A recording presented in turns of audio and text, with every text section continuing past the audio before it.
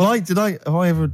This is probably the most embarrassing of those entrance stories. Yeah. I was down in South London once, went down to some party that was taking place in some kind of swanky bar where there was a doorman on the front and a charge. I think it was something mental, like a tenner to go in. It was crazy. It was ludicrous. I don't know what I was doing down there.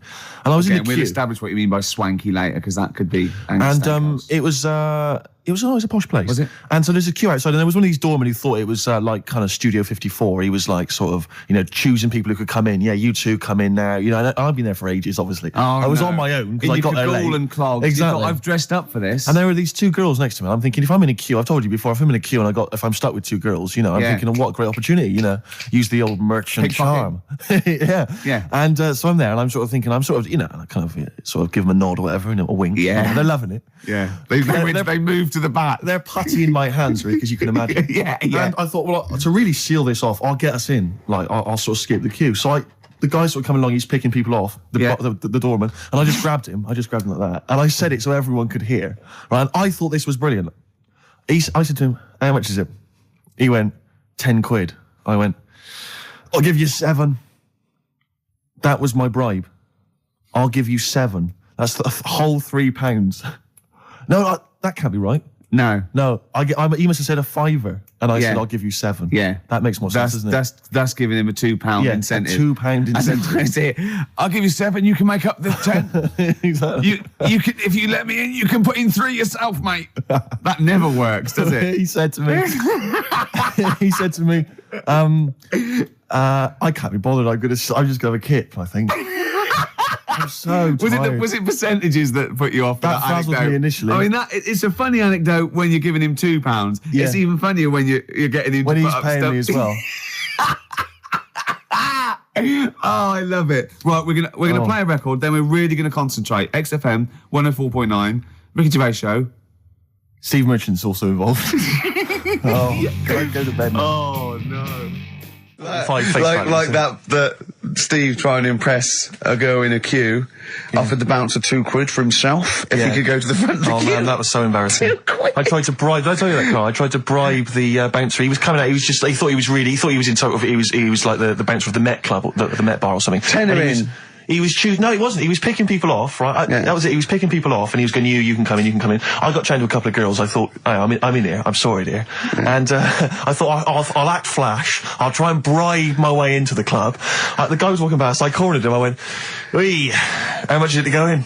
He said, £5. I went, "I'll give you 7." And £2. I thought, because the problem I had was I didn't want to go straight to like a tenner, because if he accepted 7, I didn't want to be down. I didn't want to waste money. Right, so I thought we could at least haggle. It was the term. Is that frugal? What is the term for that? Thrifty? I know. But I'm resenting this because you are trying to create this myth that I'm somehow, that I'm somehow cheating my money, or that I'm not a great lover. You know what I mean? And that's sort of, I'm like, it's annoying me, frankly. Oh, dear. So, Carl, do you think, and maybe Ricky as well, do you think you know much about DJing for, the sort of the wedding party, or maybe someone's 18th? Oh, really? Okay, let me just offer a little hypothesis for you then. All right, the buffet's been served, right? Yeah. People have done some speeches, like it's a wedding do. Yeah. So you've already played some records early on, you've stopped for food, you've just played some light backing music in the background while the food's been served. You want to get the party rocking again, what do you kick off with? It depends.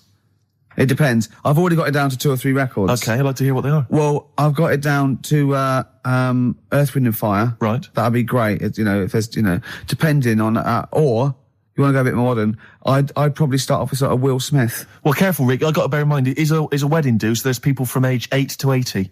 You got cake for every market. Okay. Carl, what about you? See, this was back in 88, so... Yeah. Kylie. Yeah. Can I tell you what the definitive track is? Go on. Oh, What a Night, Frankie Valli and the Four Seasons. Ding, ding, ding. People don't realise what it is exactly. It's straight away. Ding, ding, ding. Bow, down, down, down, down. I can't actually play it. But, oh, what a night.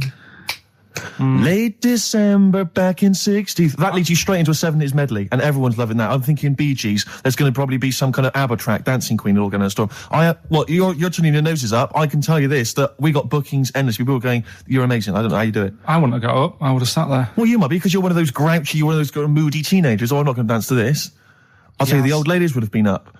the people with a decent bit of musical taste would be up. No, the Ricky first Gervais would person be to up. get up is a fat lady in a dress with bad ankles and a little kid who's got problems and he's in a little DJ. See, the problem with you two is you're not catering to the market. You're trying to be all sort of bohemian and kind of off, teach people about music and stuff. There's no place for Kylie, not at a mobile disco.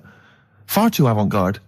All right, kick it in. Grease Megamix. Play a record. Come On Eileen. Have you got Come On Eileen? Play that. What are you going to play? Love Shack. Coldplay. Excellent. Yellow. Well, you never It's played the it. excellent single by Coldplay. It's Yellow. Oh, Yellow. That's Yellow by Coldplay. We're talking about embarrassing stories and stuff, and I don't know if I've told this on this radio before. Have I told you, Carl? I'm not sure. But this was when I was working at the BBC. This is not even long ago, and I'd moved to London, and I was fairly new in London. And I was working at the BBC, and I had this BBC hire car, and I've never told it. If there's anyone listening who works for the BBC, I don't know if I can still get in trouble for it. But this BBC hire car, and it was like I'd been ferrying kind of actors and people and production people around all day in this car. And I was driving back, it was quite late, it was about sort of 7 or 8, and I was driving back, and I pulled in to get some petrol to fill up the car every day.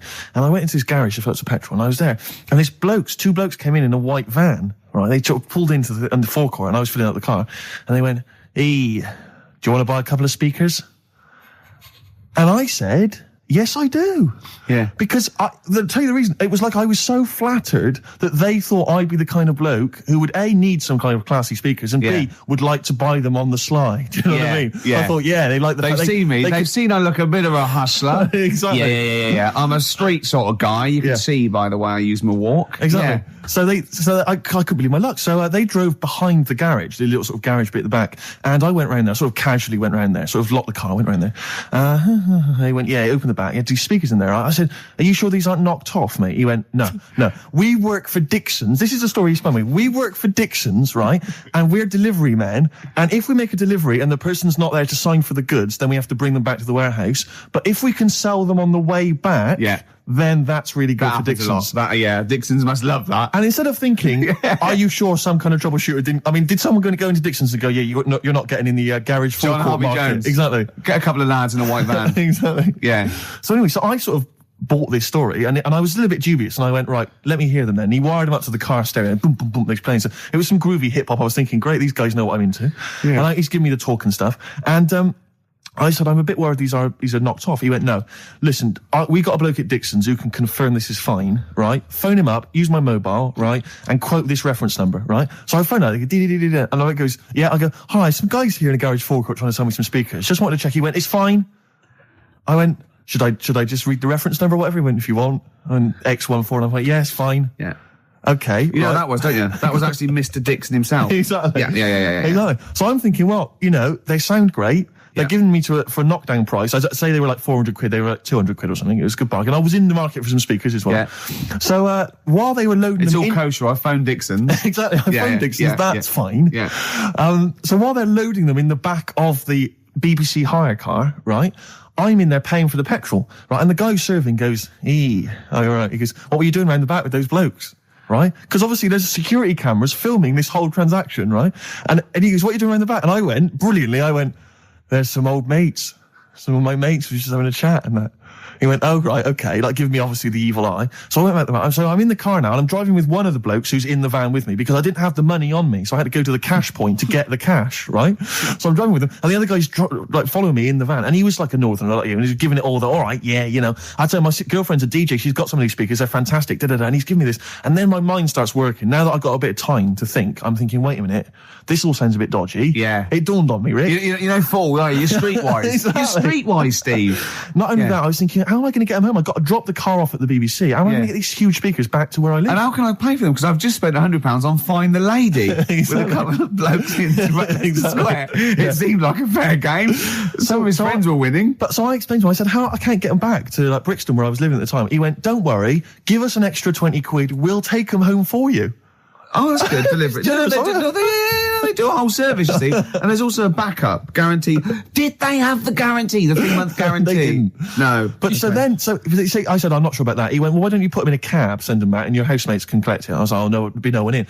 And I was beginning to sort of get a bit conscious of like, maybe this was a bit of a scam after all. So I pulled into like a little side road. I said, I'm not sure I'm into this now, actually. He went, what are you talking about? It's 200 quid for a pair of speakers. It's a bargain. You never get a bargain like this, mate. I'm going, not too sure, actually. I don't think I want them. He went, 150 quid, mate. 150 quid. I went, no. He's 100 quid now to you. And I'm thinking, thinking, wait a minute, this doesn't sound like the kind of work that Dixons would be doing. Dixons don't do that when I go in. This is it. Dixons never negotiate in that way. When I go there, look around and I leave, they go, where are you going? Exactly. I go, we'll have anything then. Have anything for a So quid. I stopped the car and the white van pulled up behind me with his mates in. Sure. And I said, can you get them out? I'm not interested. And he went, 100 quid, mate. And he was just going, you tosser, you obviously want some speakers. And he was having a go at me. So I was carrying the speakers out and putting them back in the white van. And he was just shouting at me. He was going, 70 quid. I was like, 70 quid from 200? This is ludicrous. You realise that wasn't Dixon's policy then. Exactly. They don't usually shout, you tosser, as you leave the shop and walk down Camden High Street. They're not usually shouting, you tosser. You should have took the offer of like the monthly payments they've got on at the moment. So eventually I put them in there and I sort of knocked the deal on the head and I got back in my car and they were in theirs and I just looked in the rearview mirror and they were punching the dashboard like with aggression and venom, like we let that deal slip through our fingers. And I've never been so terrified in my life. I just sat there and I was just thinking, oh my God, all I was thinking now is what if I go back to the BBC and they go, we've had a call from the police, the man at the garage, he saw you doing a dodgy deal. I love it. Yeah. Well, what you do is you put the hire car in a drain in your front garden and then go in and out of the toilet, just pouring bleach down or Ajax and they never know. Can you talk about your grandparents? Well, my grandparents, of course, the thing about my grandparents, I have mentioned this before. Yeah, I think they've got about 3 teeth between them. It's unbelievable. My grandfather... They're all their own, though. He was in the RAF in the war, right? And for some reason, he had problems with his teeth, and they pulled them all out, and they replaced them with a false set of false teeth. But during the wartime, I don't know whether this was just like what it was like during the war or just the 40s, but he had a kind of wooden plate put in with like some kind of fake teeth attached. Oh no. And he's never had that changed. So he's still got the wooden plate and about 3 teeth still hanging on it. Oh. It's just so he and my grandmother combined, they cannot eat anything that's kind of solid. So they will literally get up for Christmas dinner. They'll get up and they'll put the meat on like it's sort of 6 a.m, go back to bed for the day, get up and eat it about 9 o'clock at night. And the best compliment you can have if you've cooked dinner for my grandparents is, oh, this is lovely. You can suck it away. Yeah. Imagine that. Why don't they just liquidize it? Have a nice little roast smoothie. They have done in the past. Really, and a little apple crumble smoothie to follow. If we take them out to eat, like at a restaurant or something, we've got to phone ahead to make sure there's fish on the menu. Really? Because they can only have fish. But then the bones, you see, that's a problem for them. Well, you can take the bones out of fish, can't you, and sort of mash it up? Yeah, but the eyes are going Steve, as well. Could I suggest the fish cake? It's already mashed. It's with the potato. It's in a crispy crumb, which doesn't hurt anyone, whether you got teeth or not. Rick, can I go on? Make a little? Yeah. I just want to make it because obviously not everyone's as fortunate at Christmas, Rick. No. As us. What about the vegetarians? What are they eating? A nut cutlet. What the hell is a lovely little nut cutlet? Can't they have like tofu, but in the shape of a turkey? But I love the fact that so often, certainly your Linda McCartney veggie items, they always try to fool you into thinking it's the real thing. Some veggie sausages that they've injected with something so they'll taste like sausages. Yeah. Is it true? Talking about when his dad said that, and then you told me something that I find amazing. Oh, the thing is, it's Christmas. Obviously, I've got to go back to Bristol. I love seeing my family. Well, yeah, I do. But it means I'd see my grandparents, who are, brilliant people. I mean, lovely people, but mental. Utterly mental. And they've taken now there must be sort of 80 a piece, and it is quite an old age, but they're fairly good health, relatively speaking, and they just spend their time in bed. I mean, that's all they do. That's their profession. They've retired to go to bed, and they spend all the time in bed. I tell you what, they're like that old guy. They're like all that old family in Charlie and the Chocolate Factory. Oh, yeah, remember none of them had got up for like 25 years. Yeah, and you said that they go to bed and they go to sleep, but then when they wake up, what they do is put an extra pillow so they're slightly more upright, and that's them in the day in bed. That's the daytime thing. But they get them cook and stuff. What they do is they've got about 6 teeth between them. I mean, my grandmother needs false teeth, but refuses to go and have the old ones extracted and the false teeth fitted. So she's working with about 3 or 4 teeth. Oh. My grandfather had false teeth given to him during the war. Wooden ones? Well, it was plastic teeth on a wooden pallet, right, that sits at the top of the mouth. He's still got the wooden pallet, but most of the teeth have come off.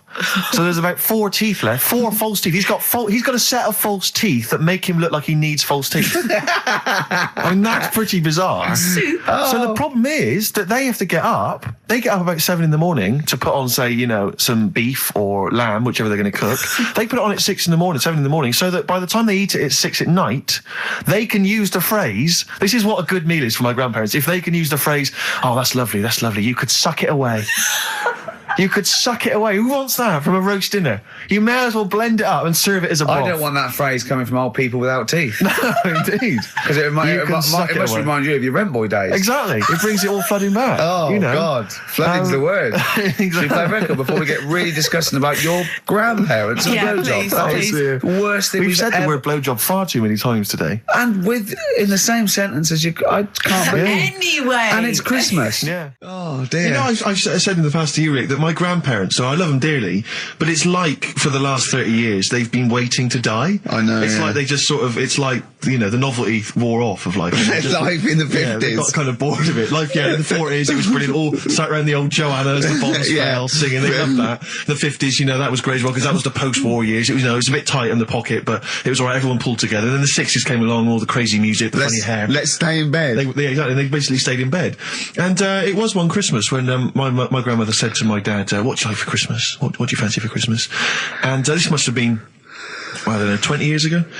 She said, what do you fancy for Christmas, Ron? And he went, well, you know, I could do with a nice big kind of warm winter overcoat. She said, don't worry about that. She said, don't worry about that, because your father will be dead soon. It's right, you can have his. Meaning my granddad. Well, to be honest with you, my father's still waiting. Which is good news. Good news for my grandfather. Less good news for my dad. He's freezing. He's freezing. He finds out, how is he today? He's fine. Oh, okay. Oh, I'm freezing. It's such a weird mindset, that. I think that, to me, is what sums up people from that older generation, the 40s and 50s. And it seems to me that you've got that kind of mindset. It's like you were born in the 30s. And whenever you talk of your childhood, it's like you had, like, a baked potato to take to school. And a hoop and a stick as a Christmas gift. The other thing is, I think that that sort of generation, it seems that the man is dependent on the woman. There's a total dependence. Oh, absolutely, If she dies, he's done. Yes. He's done for. Just pine away. If he dies, she's got 30 years of pottering. Absolutely, yeah. Do you know what I mean? And going to, like, you know, the youth club and the church. I mean, it's sort of like that. It's sad. Of course, it's sad for them, but it's not the end of their life. No, sure. And it sort of is the other way around. I don't know why that is. Yeah. It's terrible. That's a little melancholy thought for. I know. I've really you brought it down. You've brought it down. I've brought it. This isn't a nice show at all. This is terrible. Well, we're going to have people just killing themselves. Yeah. Listen, let me just tell you briefly, this is another example of how people can just exploit you and make fun of you when you're tall. Yeah. I was quite tall. I've always been like about 6'7" for quite a while now. And when I was about 16, I went to a big New Year's celebration in Bristol, where I come from. And everyone kind of congregates in this big sort of part of town, and there's sort of people dancing around, like in Trafalgar Square. And I was there, and somehow I just picked up a balloon somewhere along the line, one of those kind of helium sort of balloons, and I was holding that, sort of dancing around.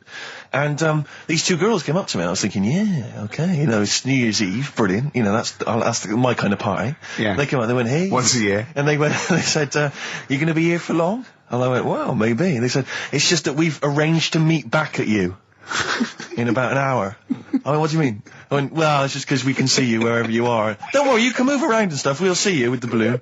Just arranged to meet some friends. I love that. A landmark. So, like, pilots use that. Oh, we're just coming in. There's when we see Steve Merchant, we'll be descending to Bristol Temple Mead. What's really funny is New Year's Eve, Trafalgar Square, you got a huge column, but Steve is like the meeting point. Steve's got a huge column. Brilliant, Rick. Well done. Award-winning comedy from Ricky Gervais. Weren't you in a car park once? Oh, no. It was New Year. And we were all gathering up. You know, like in Trafalgar Square at New Year, everyone gathers and they have a big kind of party and stuff. Well, in Bristol, they do something very similar on a smaller scale. And I was there one New Year, I was with my friends, and for some reason I picked up a balloon during the evening. You know, I don't know where I got it from, but I was holding this balloon, and these girls came up to me, and I thought, yeah, nice, you know, maybe a little New Year kiss. They came up, they said, hey, are you going to be here for a while? And I said, well, yeah, I probably will. They said, it's just that we've arranged to meet back at you at midnight. What do you mean? Because I was so tall and had a balloon, I was towering above everyone else. I said, what? They said, we're going to meet back at you at midnight. They said, don't worry, you can go about your business because we can see you wherever you are. This is where Nelson's column is. No. No, this is in Bristol. Oh, right, okay, yeah.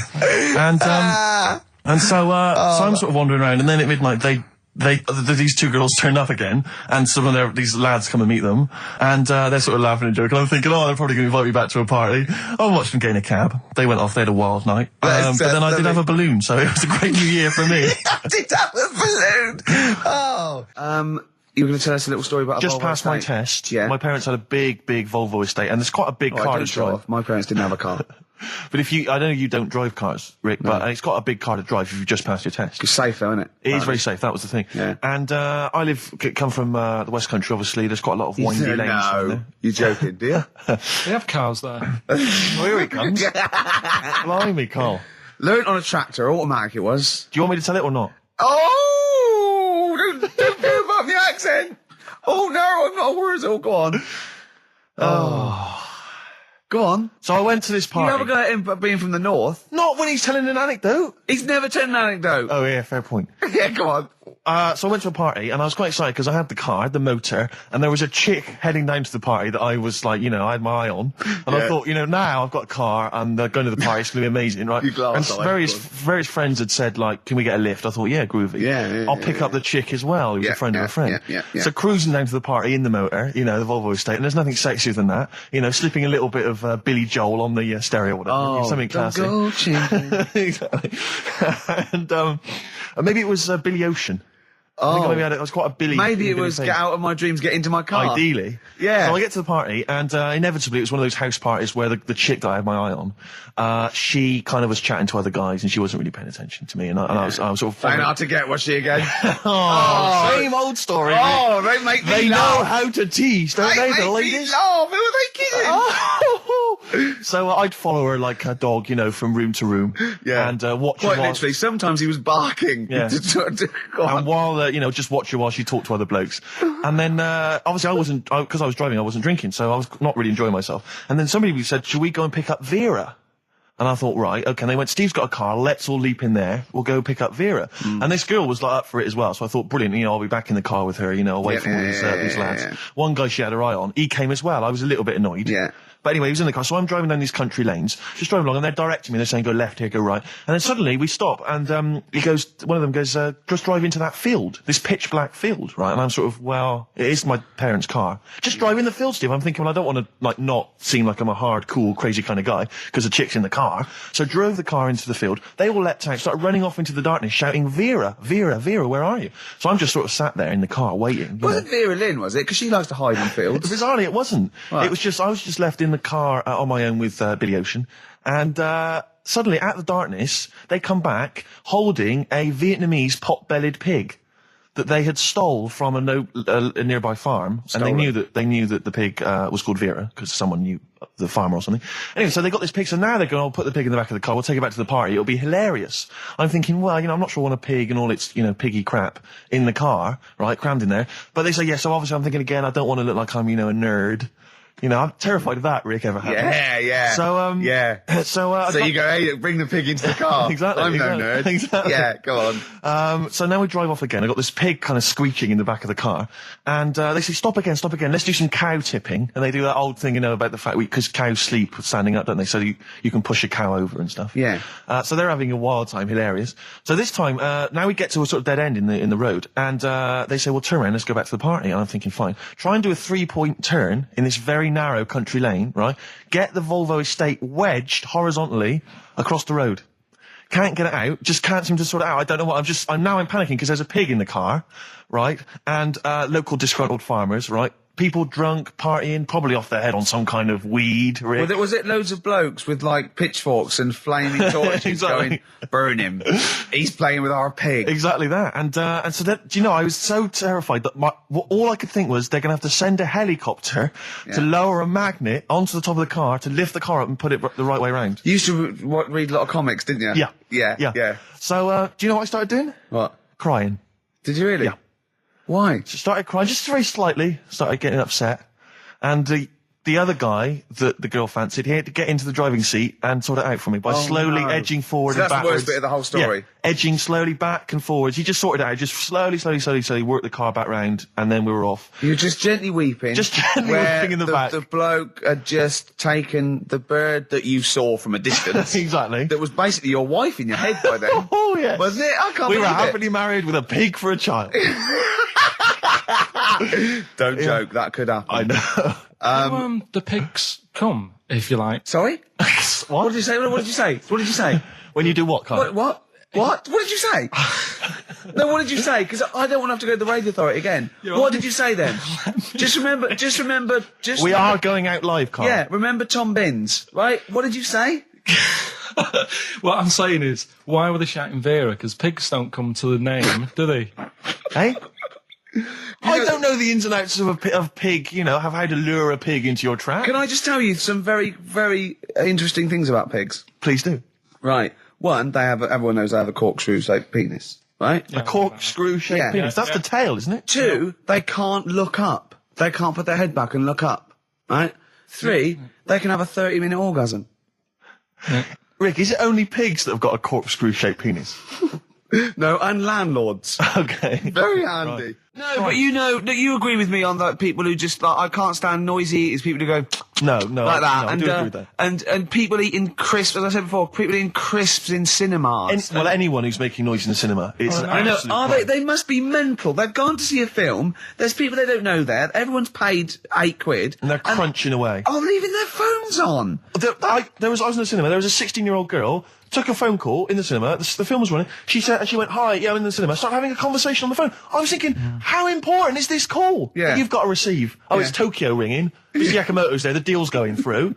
It's Saturday afternoon. You should be up there hairdressed. I was in the cinema. Oh, by the way, Mr. Yakamoto's coming round tonight, and we can't use my pad, so you've got to make him a meal. Yes. Don't you and your wife mug things up for me? But I was in the cinema. It's not long ago, and I went to see that. I think I was off to see that film, Crouching Tiger, Hidden Dragon, or whatever it's called. You know, Well, they could be on the phone for that because there's subtitles, so it's not going to ruin it, is it? Yeah, it wasn't her. I was sat next to another woman. She was crunching, a big fat woman. No, but he's got a good point there. Loads of people could be on the phone in there, and it wouldn't sort of niggle you. Fine. Well, at least we've cleared that. Imagine if that was true. No, because it's like when you go on the tube and read a paper. There's loads of noise, but you can still concentrate, can't you? He's got you. Do you know what That's I mean? such a great point, isn't it? Right, yeah, because it's so easy to lose yourself in that magic realism world, with all the sound effects and music and surging, exciting noise, and there's a woman clattering on going, "Yeah, well, I'll probably meet you later, Stan. Should we get some Diamond White in and around by the park?" Yeah. Switch off. I do it. Yeah, but we know what you're like, Carl. Yeah, you can switch off, Carl. It's like you can turn your ears off. That's the skill you have. It's not the ears, it's the behind the ears. Yeah. It's the process between the ears and the brain that you can switch off, so we can still hear all these things like a cat. But I was in the one. There was this woman sat next to me. She was a big fat one. She was crunching on some popcorn. Again, that's a crime. Why they're selling popcorn in cinemas? I don't understand why She the needs to noisiest. eat regularly, Why the noisiest food in a cinema? Yeah. I don't understand why that's come about. Yeah. Really makes me angry. Yeah. Exactly right. Smoothies. We want smoothies without straws. Exactly. The trailer for that film AI, Artificial Intelligence, came on. Remember that? And the tagline was, "David is 11 years old. He weighs 60 pounds. He's 4'6" tall. He has brown hair. His love is real, but he is not." Oh, yeah. And she just went, "How old was he again?" To her boyfriend. Right? Just ruined it. War film trailer comes on for some Pearl Harbor or something. She goes, "Yeah, I don't fancy that. Just announcing this, don't fancy that. Too many war films." So then the opening credit comes on for Crouching Tiger. Before that, that thing that comes up that says it's signed by the BBFC and it has the kind of certificate and everything, and that certificate to say what age you have to be to see it. That came up, and it said Crouching Tiger, Hidden Dragon, in brackets subtitles. She went, "It's not subtitled, is it?" I thought this was the most famous foreign film for years. It won Oscars. It was a huge film. Everyone knew it was foreign. She goes, it went, and so the credits begin. It says Crouching Tiger, Hidden Dragon. She went, "Stupid name for a film." What? She paid to see it. She was with her boyfriend. So then it starts, right? Obviously it's in Japanese or Mandarin or something. She's like, and they're all talking in Japanese. Japanese or Mandarin. Whatever it is. So they're speaking in this, Japanese language, Oriental language. And she's going, "Don't they sound stupid? Oh, ching chong chong chong chong chong. Don't they sound stupid?" She was going, and then the subtitles come up, and it's quite a weird kind of strange language they're talking. And she was going, "Can't make the subtitles out either. It's both gobbledygook." Just wittering on every step of the film. I totally agree with you, but what I like in your telling of it, I know you're getting quite emotional. I'm genuinely livid. But she went Mandarin or Japanese, some Oriental language. And well, I don't know what else. It's a strange language. It's a strange language. Well, anyway, oh dear. So then I moved I climbed over several seats, made a big huff of, make a big show of moving. Yeah. Sat next to a guy on the phone, just chatting on the phone. Oh, I'd have gone mental at that. So now I hate that film. I didn't enjoy it. I don't like seeing it. I don't want to even think of it. It's subtitles, isn't it? Well, rubbish. That's why I get videos. Yeah, I should have thought that through, Carl. You're absolutely right. Lamb Chop? Yeah, let's play Lamb Chop. This is brilliant. This is from this CD that came out recently with Uncut magazine. Occasionally they put out some quite interesting free CDs. And this was one that had various covers of Rolling Stones songs. And a lot of them were, quite shoddy. But this was a brilliant, specially done, I think, for the CD. It's Lamb Chop doing a version of quite an obscure Rolling Stones song called Backstreet Girl. It's just beautiful. Let's hear it. Steve, you got any other toilet-related anecdotes? Rick, my life is just full of toilet trauma. Yeah. And Carl, you may not realise this, but a while back I used to host, this is bizarre, I used to host a radio show on the BBC World Service, right? Now, if you want someone who's the voice of integrity, the voice of intelligence, the voice of a nation, you're going to come to me. That's obvious. And I was broadcasting, so now they've got listeners of something like 50, 60 million people around the world. It's mental, the listenership of the World Service. And I used to host this show with someone It's a big place, Steve. The World? Yeah. You're absolutely right. And anyway, so I had to be into Bush House where they broadcast from 10 o'clock every Friday morning to broadcast around the world to 50 million people, right? And one week, I just went to the toilet in my house, right? Everyone had left. I got there a bit late. I got up a bit late. Already against me. The clock was already against me. Had to be there at 10 o'clock, broadcast around the world. And we got 2 toilets in our house, downstairs one, right? And the door had already been a bit dodgy. It was one of those doors where you had to give it a bit of a kick as you went in. It was getting a bit tight. I don't know what the wood was expanding or something. I'm in there. And same thing again happens. No toilet paper. I think, oh, God, I'm going to have to somehow kind of make it up. Why don't you check first? I normally do, Rick. It's just on certain occasions when I'm bleary-eyed or something, I forget, or occasionally I forget. Normally I do check. Right. And you've got to bear in mind that it's not like this is happening every week. This is over the course of many years that these incidents have accumulated. So you've condensed them. For the purposes of this anecdote. Sure. Yeah. Yes. And great. You're just brilliant. Keeping the pace up of an anecdote there, Rick. You've just drawn in. I don't know where I am now. Anyway, I know where I am. I'm trapped in a toilet with no toilet paper. Yeah. That's where I am. And I'm thinking maybe I peel off some of the wallpaper, things like that. But there's nothing I can do. I got to go upstairs. Well, exactly. But I'm going to have to go upstairs and find toilet paper. Was there any?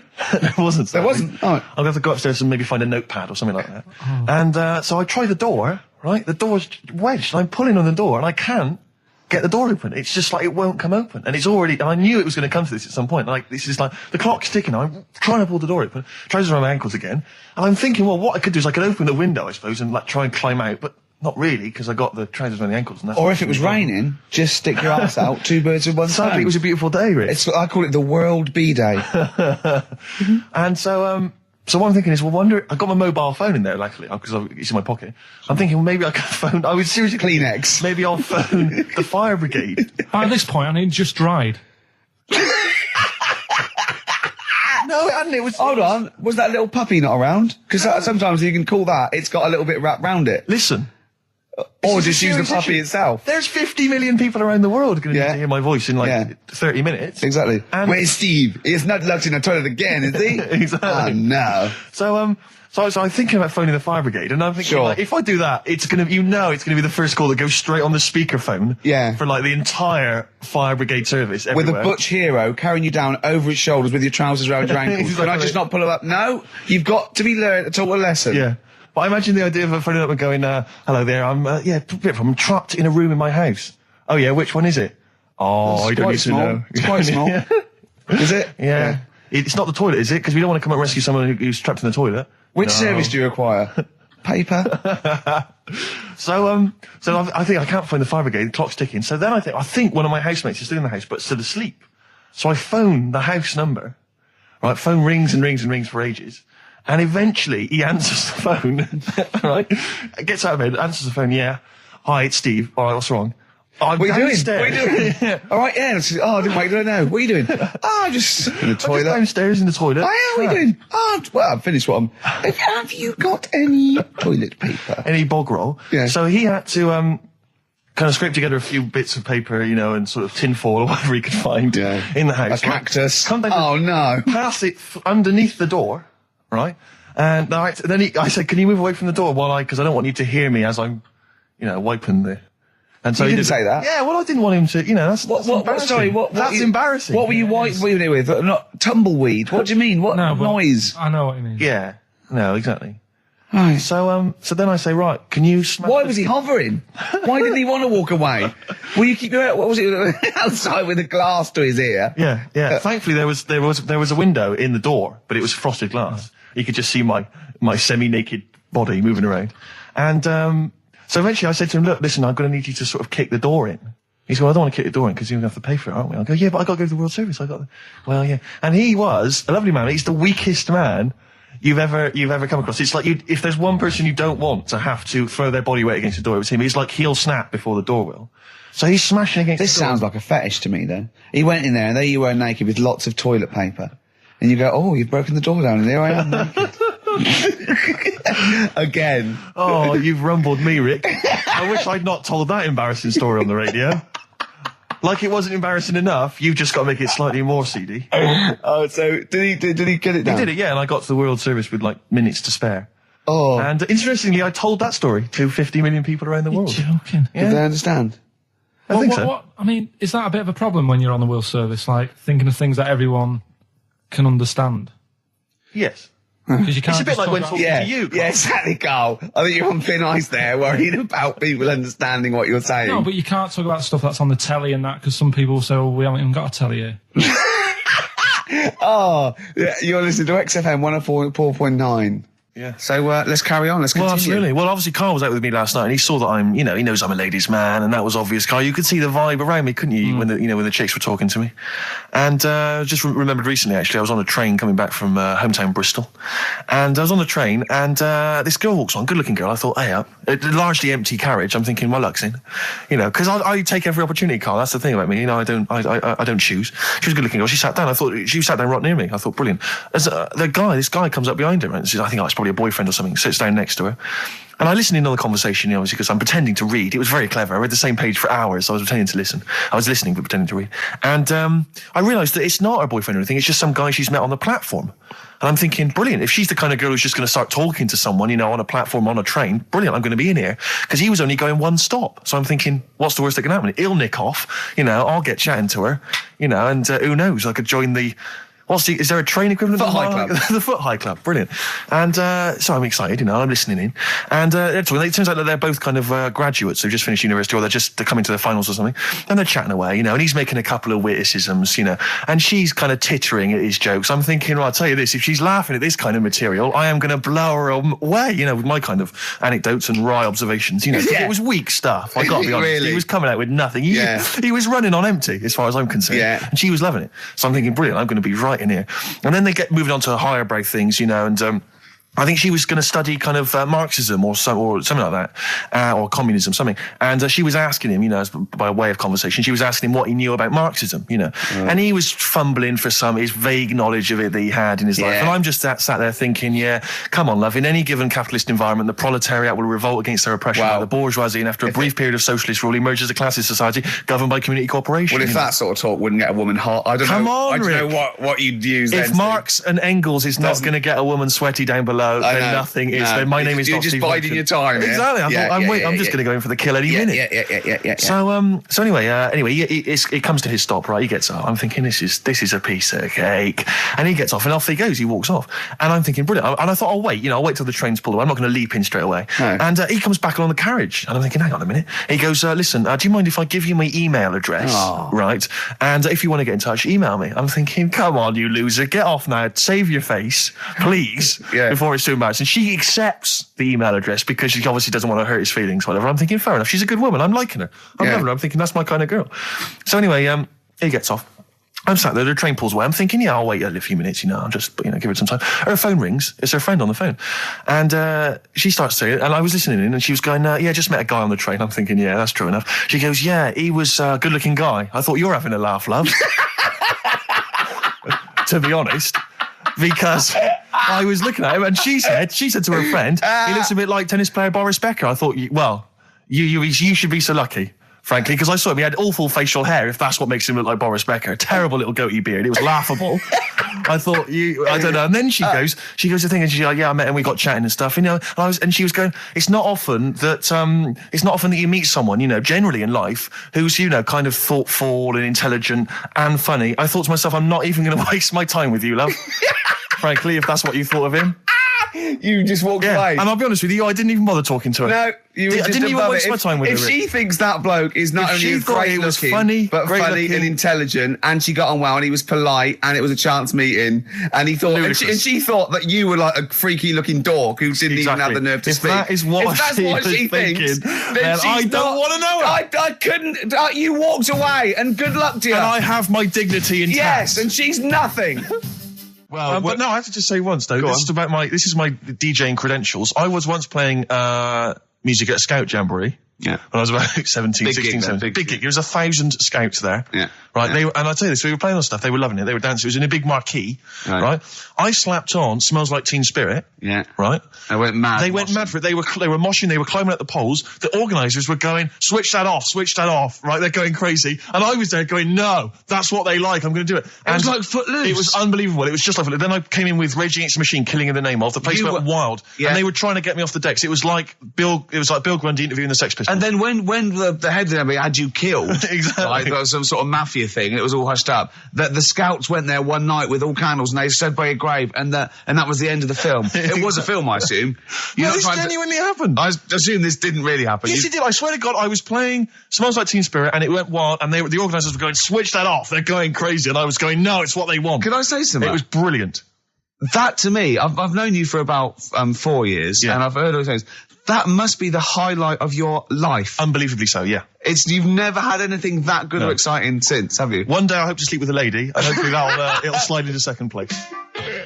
Oh look, you're actually a little bit stressed there, aren't you? Because you had to drink last night, didn't you? I had a couple of drinks. Yeah. I was down at Steve's night. He was doing a bit of DJing. Yeah. Went down a store. And that's why you're all grumpy.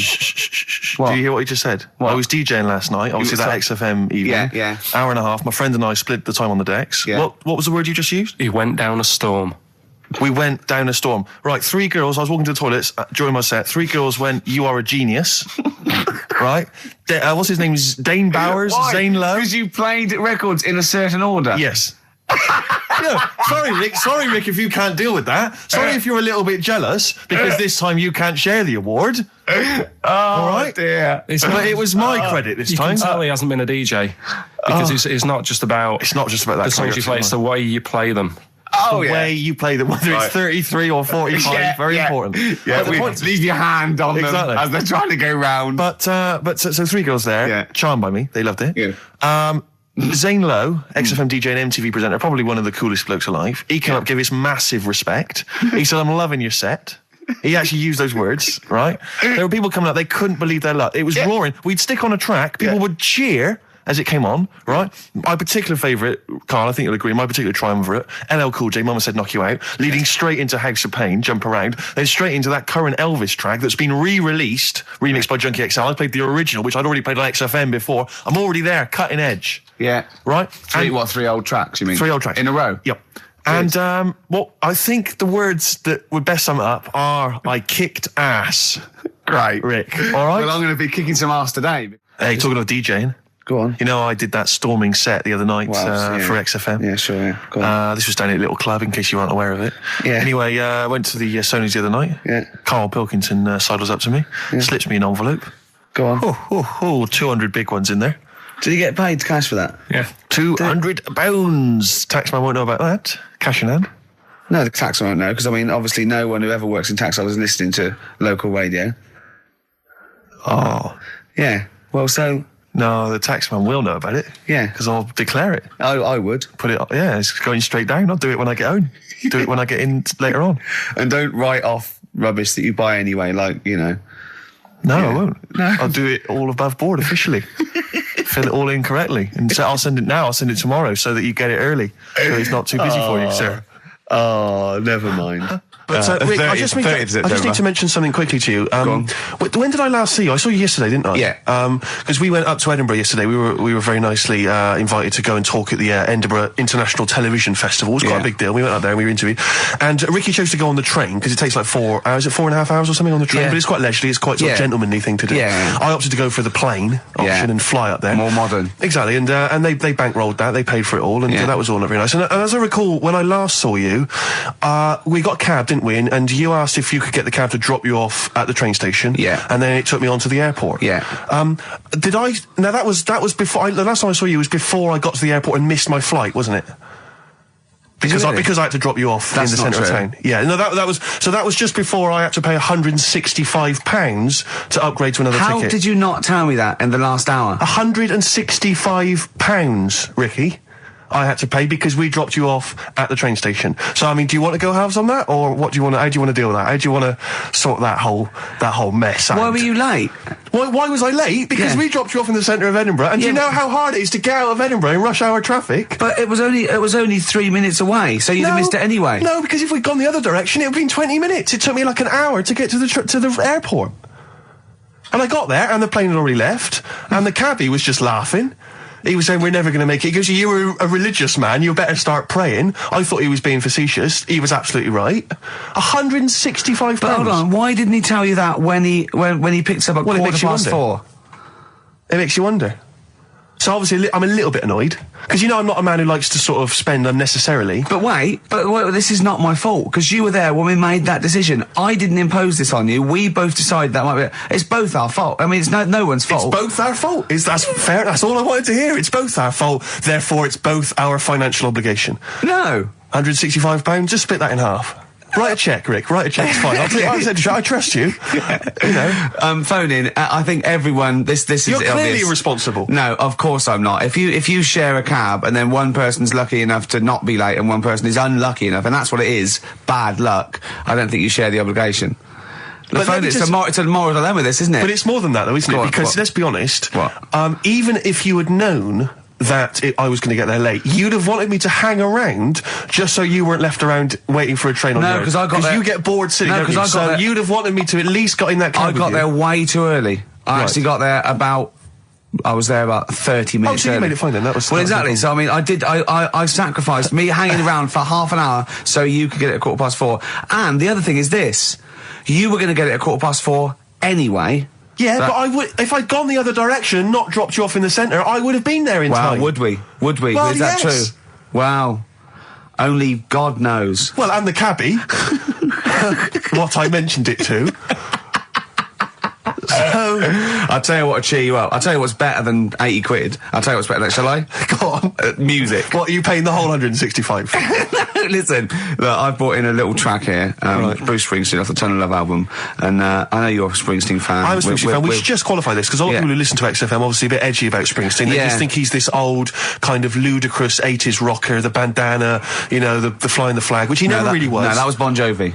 Exactly. Don't confuse Bon Jovi. But seriously, no, do you know what I mean? He did write some great music in the 70s, and he's just got a little bit kind of pompous in the 80s, but he still turned out some amazing tunes, one of which I imagine is this one, Rick. This one's called Brilliant Disguise. Yeah. What about, are you a fan of any of the great English operas, like The Pirates of Penzance? Yeah, Gilbert and Sullivan. To me, Gilbert and Sullivan were like their day equivalent of like Richard Stilgoe getting together with Tony Slattery.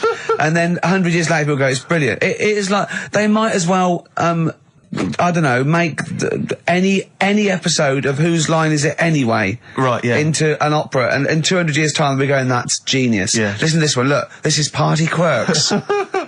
Yeah, Amdram Society staging World Step.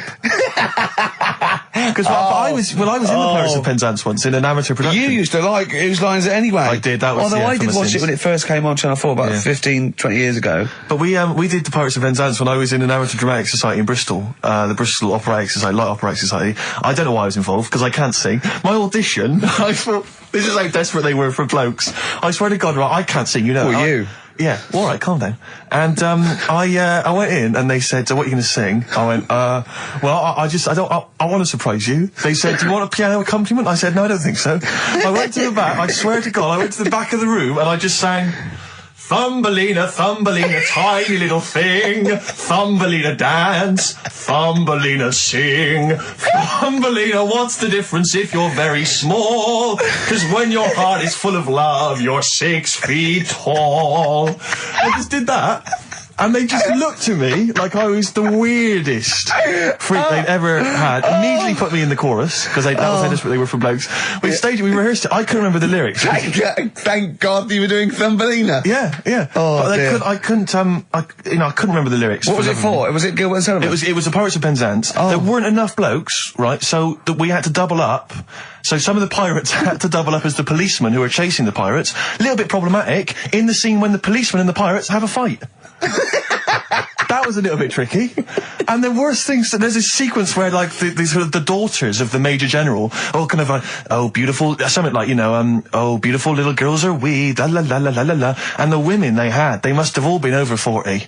I mean, real kind of toothless crones creeping around in their 90s. Is it the sort of women that buy one of those sort of porcelain dolls from the TV and go, look, I've had a baby. It's not a real baby. It is a real baby. I'm going to stab you. Yeah. One of those. Exactly. It's the sort of women that you'd see maybe on TV's Bargain Hunt. The kind of contestants you get on there.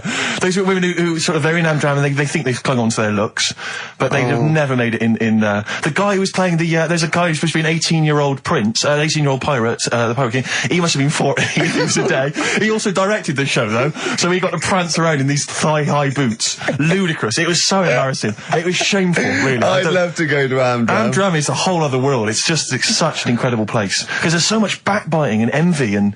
Really? Oh, it's incredible. It's worse than the real world of theatre and TV. It's unbelievable. Because the same old people get to do it every year because they can hold a note. Can we go along? You would absolutely adore it, Gervais. It is film it, a secret camera. Oh. Did I ever tell you about the time that my father, when I was younger, we went on holiday, my dad he bought a little boat. Little sort of wooden boat, make a 3-seater, and he and a friend of his went out with me in the boat. I was maybe 12 or 13. Went out and we sort of went, so I think we were we had the little motor, outboard motor, chugging out. We just thought we thought this was real seafaring stuff. Brilliant. We'd lost sight of the beach because we'd gone round a corner of like a mountain, or like a, what do you call it, like a cliff. And so we just round the corner, and there was this boy, like just floating in the water. Not a boy, but like a boy. And very tricky to explain that on the radio. It's the same word, isn't it? A boy, and a boy. Yeah. And so we float past that and we're just chugging along. The motor conks out. Oh, I can't believe it. We have to row back in. So they're rowing away. I'm just sat there. And we noticed that every time we sort of think we've got past this buoy, it just seems to be back where it started again. And we realised that the tide is taking us to, but not taking us out, taking us towards these rocks. And we've got ravaged rocks. And we were a bit pretty scared because I can't swim very well, or I couldn't at the time. I think when my dad had maybe bought, he didn't, I'll be honest with you, I inherited a lot of things from him, one of which was his carefulness with money. just the one life jacket. How deep was the water? Which I seem to remember he tore off my back and put on himself. So the water's pretty down. I'm not saying we would have necessarily died, but it was pretty scary because the boat, we were going to crash into these rocks and stuff. It was getting pretty unnerving. And so they're sort of rowing like mad, trying to we're just not making any progress. And we're beginning to think that this might be the end. And this boat, this kind of ferry boat, comes chugging by doing tours. Ching, ching, ching, ching, ching. And it comes by, and my dad goes, oh, wow.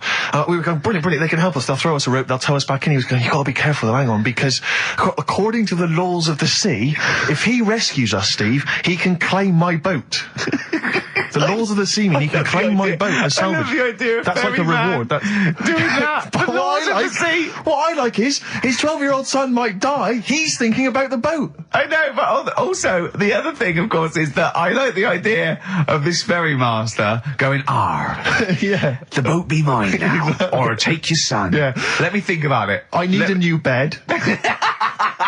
That'll be just right. King size. Oh dear, that's lovely. I have to say, this is such a terrible confession. When I was doing a school play once, when I was about that age, 15, right, there was a girl who was in the cast with me, right, and she sort of, she was giving me the eye. I was thinking, well, I kind of thought she was, right? And it was class. But there was another guy. There was another guy there as well. I was sort of competing for her affections. Oh no! And he was quite a witty guy. His name was Scott Hansen. He had long blonde hair. Exactly. Yeah. And I thought, well, the way to impress her, because I was 15 or whatever, I thought I was pretty smart.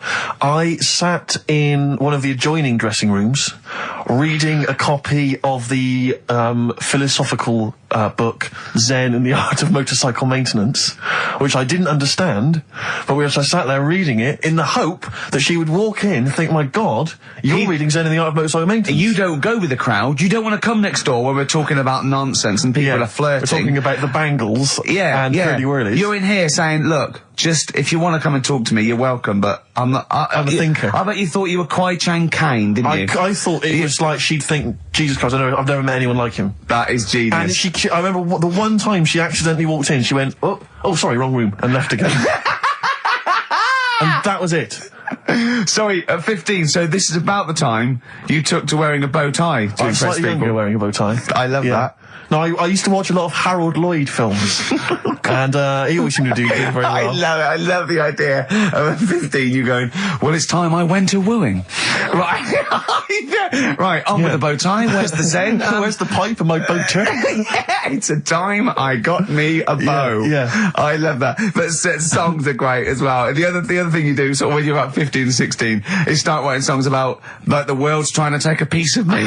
Hey, you think I'm going down? I'm coming back. I'm against the ropes. They try to drag me down. It's like you want to be Cool Hand Luke. Yeah. They put me in this emotional prison. The man's on my back. Who? They try and take a piece of me. Who do? Well, you're 14. Parents and that, don't they? You're really comprehensive. The teachers. Yeah. I absolutely love it. I still remember a poem. I'll not say his name. We're about 14, 15, and we had to write a poem, and obviously everyone's was pretty rubbish, but we mercilessly took the piss out of this bloke because I still remember the poem, and how he did it is he went through a dictionary and found things with that, and this is a poem, right? Okay, remember? I've remembered this for 25 years, right? The reason why I had to die. Did I bleed the blood of greed? What was my destiny? And when we hear this, we were laughing. I mean, for a year, we would go, what was my destiny? It was just great. I hear it again, I enjoyed the reason why I had to die. Did I bleed the blood of greed? What was my destiny? That's almost as catchy as Monkey News. Oh, God! Oh! I've got some monkey news for you. Let's play a record and come back, and I've got some great monkey news for you, Carl. But, because when I was younger, I remember being outside the post office once when I was about 10 or 12 and finding a purse and thinking, oh, that's nice. Yeah. And opening it up, there was some money in there and a pension book, and so it was obviously an old lady. I found an address, I sent it to her, and my mum said, you know, you've been so good there, you'll probably get a little reward. She'll probably send you a little reward. Nothing. I got maybe a thank you note, but no cash, no moolah, nothing. Really? And I was livid, because I'd been told that I was going to get a reward. I thought I've been a good Samaritan, nothing. So, many moons later, when I was at university, I learnt from that, and this is the most bizarre thing. This explains a lot, doesn't it, Carl? This is like the Mary Celeste. I went to a cash point to I thought, I can't get my card in here. And I realised there was already somebody's card in the machine. They put the code in, but then they just disappeared. They'd been kidnapped or something. So it was just there, waiting, sitting. It said, what do you want to do? And it gave you a number of options. I thought, interesting. Steal or go to heaven? Yeah, exactly. You went, oh dear. Yeah. Well, I pressed balance just to check what their bank balance was. Unbelievable. It was a considerable sum of money. I'm not going to lie to you. It was not typical student debt. It was like, I think they were a foreign student. There was a lot of cash in there, a lot of money. Did you feel a slight bulge in your trousers when you saw the amount of money? I couldn't believe my luck. I thought to myself, now then, I could just take that card out and hand it in, or I could teach them a small lesson. Right. And maybe give myself a reward, because last time I did that, I didn't get a reward. So if I give myself £30, then I'll take the card out. 30? Give myself 30. Yeah. You didn't really? Well, I thought that's a good reward. And I went in, I handed the card in, I took that. Steve, and that's a little reward for me. And I'll tell you this, don't think it's evil, because I went in and I bought everyone a drink. Well, brilliant. Yeah, I didn't tell them I got the money free. Well done. Excellent. So probably gangsters are quite generous with the money they've stolen from other people. Yes, but someone's negligence, Rick, has lent... the thing is this, Steve, right? I believe it, except that buying people a drink, Carl. What do you think? Well, I kind of thought that when he said it, but then I thought, but they'll be buying him back. So he's still that. So in a way, he's still a winner. Yeah. Everyone's a winner in that situation, including the student, because frankly, if there had been a less scrupulous person who found it, they'd have probably helped themselves to a considerable sum. I cannot believe he did that. There was thousands and thousands of pounds in there. What if Beadle had jumped out and slapped you with his little claw and said, we've been filming this merchant? Well, so what? How old were you then? I don't know, 19, 20. Would you do it again, or was it just to get the world back for the old lady's purse? possibly do it again, yeah. You're joking. Well, you've got to think of it this way. You've got to think of it as there was a lot of money in there, and someone less scrupulous than me would have taken a fortune. They'd have cleaned them out. Whereas I just took a small reward, which I thought was more than enough for someone's negligence. And I've returned the car. They've got the car back. Everything's fine. Think of someone else. I could have gone on a spending spree. I could have been buying stuff, all sorts. Yeah, but it wasn't yours at all. Yes, but they probably would have given me a reward. And because, you know, sometimes people forget or, you know, they don't give you a reward, I thought I should take it myself. You had to go at your dad for nicking a loaf of bread out of a phone box. Yeah, but that's because it's for old people, geriatrics and stuff. How do you know how old was your people who you were robbing from? It was on a student campus. Well. Wow. I thought it was excellent behaviour. I thought it was that's good, honourable behaviour. That's showing another side to him, isn't it? What would you have done, Karl, in that situation? And tell the truth. I might have helped myself a little bit. There you are. I don't know what this is helping yourself a bit. Like you say, just sort of, you know, send them back and sort of say, you know... If you find a £1 coin in the street and you can be bothered to bend over for it, then have it. But someone's cash point card or personal belongings... I'd let them know, though. Did you send it to them and say, I've service charge included. I've took that out already. No, I handed it in to the... You let them know? What do you mean you'd let them know? I'd say, you know, you're lucky here. Right, I just took, I'd probably said 20, actually. Okay. Because that's just like one note. Sorry, right, okay. You are winding me up. No, I'm not. I mean, not for once. I mean, I know what Steve's like. He is tight, right? He is. And you know that, don't you, Steve? Financially, you mean? Well, no, I mean, just the way you are. You're very sort of, you know, you're not wasteful with your money. I'm careful. No, I'm not wasteful. Absolutely right. No, but to the extreme. Not towards the extreme. Not towards the extreme. No. Look after the pennies. The pounds will take care of themselves. All right? Simple to remember. Good advice. Yeah, all right? But the thing is, right, I know that I take the mickey out of you for, like, you know, the way you look and stuff. Sure. Right? Well, I'm right back at you. But the thing is, you can't help that. Absolutely. But I'll tell you something that women don't like. Sure. And it's fellas who are tight with the money. Sure. I'm not frugal with money with ladies. I'm frugal with money with you. Well, I've got no reason to splash money out on you. I've never seen you splash money out. Well, you've never been out with me. Steve, have you ever splashed out on a lady? No, but I hope to one day. The right lady. Play a record. Sorry, just suddenly struck me something. I don't know if I mentioned it before. You mentioned that you tried to catch your guy out when you came back once. You opened the door really quickly to see what he was up to. Did I ever tell you when I was at university? Now, I'm very tall and I've got enormous feet. Size 14. Size 14 shoes. And when I was at university, everyone, it seemed to me, was wearing Dr. Martens. It was like you had to wear a pair of Dr. Martens. It was kind of the rule. Dr. Martens was big for you. Yeah, so that's a big pair of Dr. Martens. That's where the myth of the old woman who lived in a shoe, I think, came from. People with my size shoes. Anyway, I just literally kind of moved to university. I'd been there for like literally a couple of months.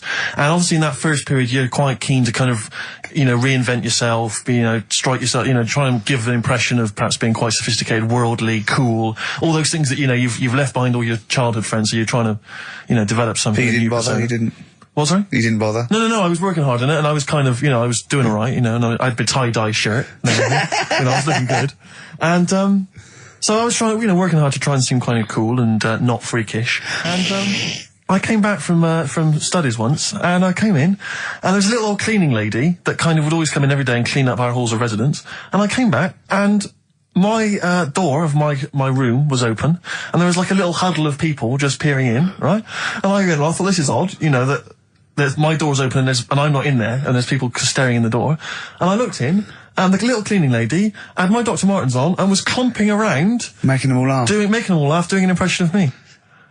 That's amazing. Imagine that. Imagine the psychological scars that has. I know that she's more popular than you. Yeah, exactly. And they go, come on, Maud, let's go to the JCR. Exactly. And they carry her down. They go, drink. And she goes to, Steve, you better have that spotless by the time I come back. You go, all right, I will. All right. But what I like is the fact that I'm sure that's not part of the cleaner's code. The cleaner's code is you don't have the keys to everyone's room so you can go through their belongings and and play practical jokes. I mean, surely it's a kind of, there's a trust. She must have looked like a wall bracket with I went bowling with him once the first time, and we went bowling at this place. Where was it? I mean, Finsbury Park. And I'd never been before. And he goes, "You got to wear special shoes." I went, "All right." He went, so. He goes, "Have you got size 14?" And she went, "Yeah, I've got one pair." And she put them on the table, and they look like crusty.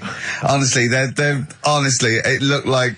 It was. I just started laughing because they're so long and thin anyway, and they're multicoloured, aren't they? They're two colours, and it looked like Krusty the Clown's feet. And then this teacher just went, all right, 14. That is big, isn't it? It is a huge size shoe. You're right. Yeah, and it was just the one cleaner in them. Just the one, sadly. She did have loads of kids eventually and brought them up in there. You were talking about renting an office. I'm a little bit intimidated because I'm just at the moment thinking about trying to buy a flat or something because I'm just tired of pissing money down the drain every month. I know, yeah. And, but I'm really petrified. I've put it off because I'm really gullible. When I'm confronted with anyone in a suit who sort of knows what they're talking about, they can sell me anything. I'm intimidated. It's like, you know, you're supposed to go in there and you're supposed to sort of act like you're the guy with the money. This is what I want. This is what no.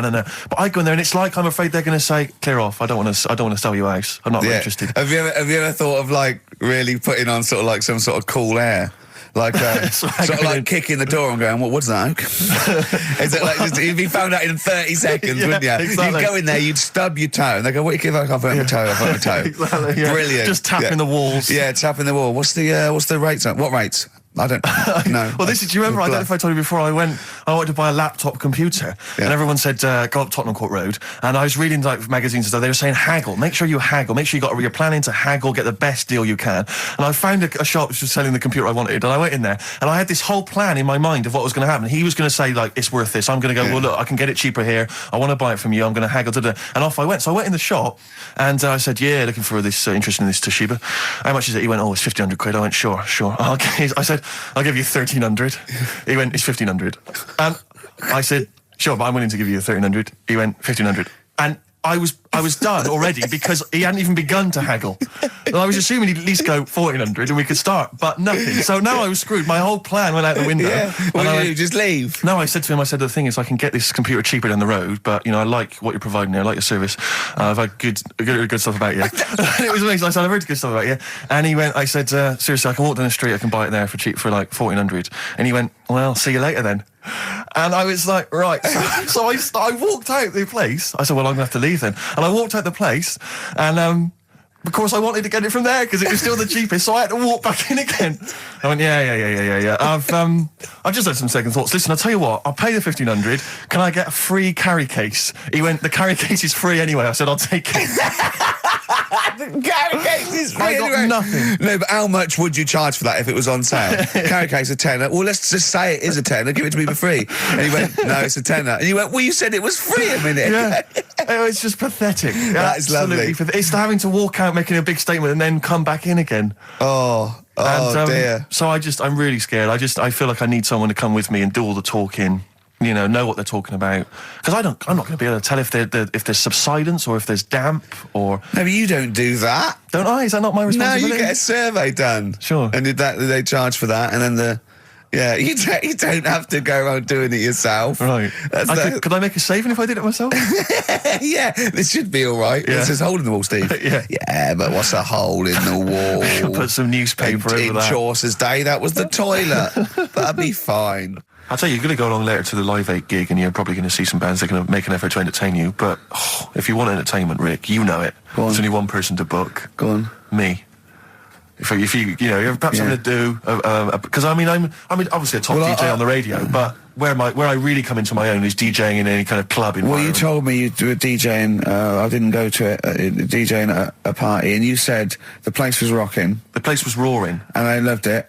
Carl just said he was there and they weren't. Well, that's nonsense, Carl, because you know very well that when I'd put on a tune, they'd cheer. Yeah, but it was late on in the night. They would have done that, whatever you put on. That's nonsense. No, they were happy and everything. I'm not saying they weren't having a good time. It was your party. It was all right, but they weren't going mental like you're sort of making up. They were definitely going mental. When I put on the Proclaimers, they could not believe their luck.